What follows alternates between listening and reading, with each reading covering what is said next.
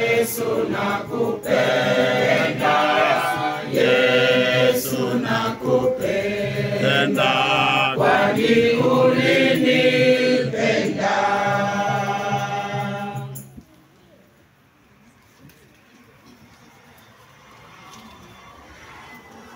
Mungu Baba wetu aliye mbinguni, tunasifu jina lako, tunaliinua jina lako, tunakushukuru kwa wema wako na upendo wako.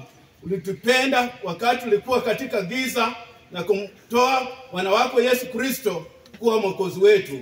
Asante kwa Wakristo wa Emasinde Church of God. Asante kwa kuongoza na kuwezesha kujengea kanisa nzuri ambalo litawekwa wakfu siku ya leo na askofu mkuu.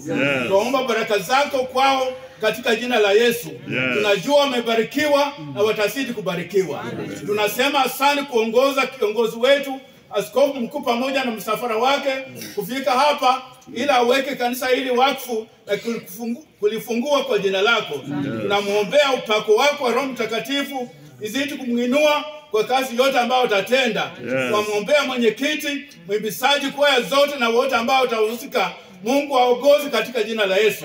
Hata sisi sote ambao tumefika kuhudhuria ibada ya leo, tuwaomba kwamba ututakase na damu ya Yesu ambayo ulimwagika msalabani. Mungu, tuomba utukuzo unulie kutoka mwanzo mpaka mwisho ili jina lako lipate utukufu.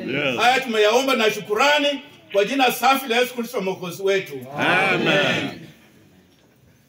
Kwaya wimbo kifungu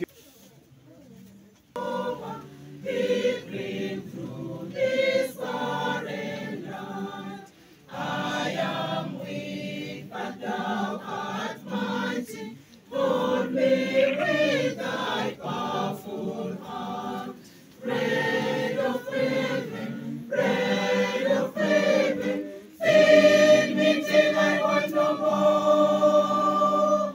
Feed me till I want no more. Somo maandiko. Katika mwaka wa kwanza wa Koreshi mfalme wa Uajemi, ili kwamba neno la Bwana alilolisema kwa kinywa cha Yeremia lipate kutimizwa, Bwana akamwamsha roho yake Koreshi mfalme wa Uajemi, hata akapiga mbiu katika ufalme wake wote. Kaiandika pia akisema, Koreshi mfalme wa Uajemi asema hivi: Bwana Mungu wa mbinguni amenipa falme zote za dunia, naye ameniagiza nimjengee nyumba katika Yerusalemu ulioko Yuda.